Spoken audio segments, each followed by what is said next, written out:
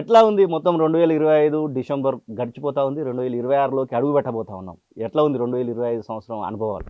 ఓకేనా, చాలా సంతోషంగా ఉంది. 2025 చాలా విజయవంతంగా ఉన్నదన్న. ఎందుకంటే నేను కూడా ఎన్నో చాలా మంచి మంచి సాంగ్స్ పాడాననేటువంటి సంపూర్ణంగా నాకు చాలా సంతోషంగా ఉన్నాను.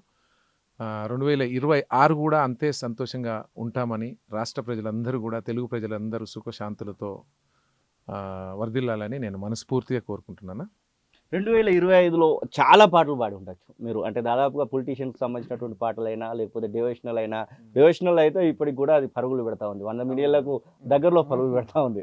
శివునికి సంబంధించినటువంటి పాట. ఆ పాట మీ గొంతు నుంచి. నాకు 2025లో నాకు చాలా పెద్ద హిట్ ఏందంటేనా, శివుడి గురించి నేను పాడినటువంటి పాట. తమ్ముడు మాటల తిరుపతి రాసినటువంటి పాట, రవి కళ్యాణ్ అన్న మ్యూజిక్ డైరెక్షన్లో చేసినటువంటి పాట. చాలా గొప్ప హిట్టు ఇచ్చింది నాకు 2025లో. ఆ శివుడు మనస్ఫూర్తిగా నన్ను చల్లగా దీవించి శివరాత్రికి నేను విడుదల చేశానన్న.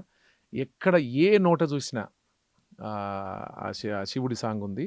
మరీ ముఖ్యంగా ప్రతి సోమవారం రోజు మాత్రం ఒక 2 lakhs వ్యూస్ ఉంటాయన్న దానికి.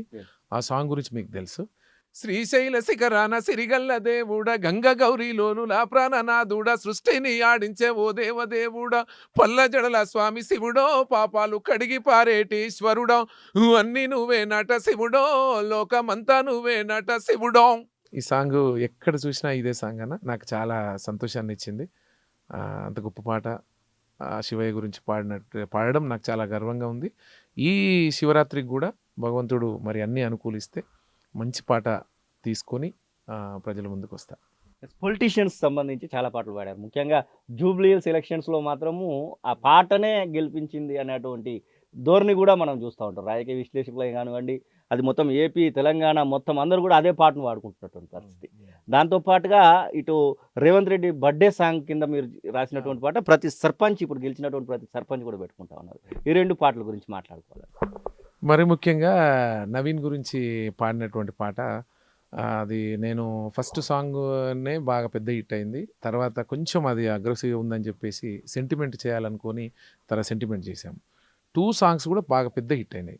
బాయ్ నీకు బాధెందుకే, జూబ్లీల్స్లో ఎగిరే జెండా నీదే, నవీనన్న నీ గెలుపుతో జూబ్లీల్స్ కొత్త చరితే రాసుకుంటాదే అని.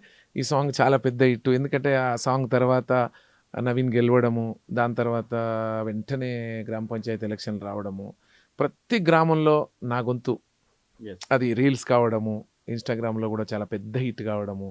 గెలవక ముందేమో బాయ్ నీకు బాధెందుకే అని అట్లా వాళ్ళ పేర్లు పెట్టుకొని చేయడము. ఇంకా తమ్ముళ్ళు చాలామంది కూడా ఆ సాంగ్ని వాళ్ళు అక్కడక్కడ లోకల్ పరిస్థితులకు అనుగుణంగా సర్పంచ్ల పేర్లు మార్చుకొని కూడా పాడుకున్నారు. అది చాలా సంతోషం. సరే, అందరూ హ్యాపీ.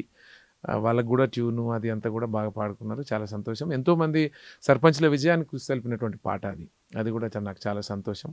అది లక్ష్మణ్ రాసిండు, మన కళ్యాణ్కి సోదరుడు మ్యూజిక్. వాళ్ళిద్దరు కూడా చాలా వారి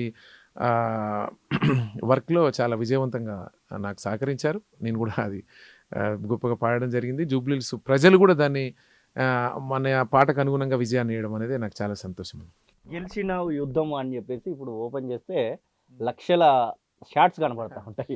అసలు ఇది ఏంటి? అసలు దానిలో కేవలం ఒక చరణం మాత్రమే అది, కానీ అది ఇప్పుడు అయితే అది మొన్న జూబ్లీహిల్స్ ఎలక్షన్ జరిగే ఆ క్రమంలోనే రేవంత్ అన్న బర్త్డే రావడం జరిగింది. అది రేవంత్ అన్న బర్త్డేకి ఒక సాంగ్ చేయడం జరిగింది. అది ఆ సాంగ్లో అంటే రేవంత్ అన్న ప్రతి సందర్భంలో అసెంబ్లీలో కానీ అక్కడ కానీ ఇక్కడ కానీ అంటుంటే ఆయన చెప్పిన దాన్ని బట్టే ఆ పాట ఆ లైన్స్ రాయడం జరిగింది లక్ష్మణ్. అది ఆయన గెలిచినాము యుద్ధము, గెలిచినాము యుద్ధము, చాల్ కేల్కతము, పగలేంది రాబై ప్రతీకారమేంది బై, నమ్ముకున్న బ్రతుకు కోసం నమ్ముకున్న ప్రజల కోసము అని అంటుంటాడు.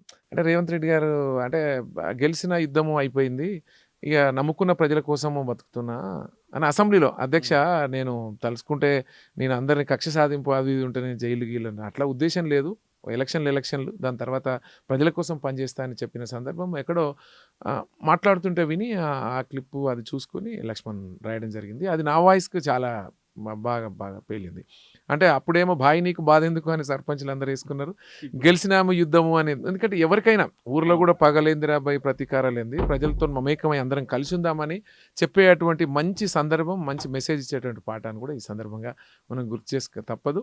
ఏది ఏమైనప్పటికీ అడ్వాన్స్ హ్యాపీ న్యూ ఇయర్. అసలైన తొలి వెలుగు. ఫాలో వాట్సాప్ @తొలి వెలుగు అఫీషియల్.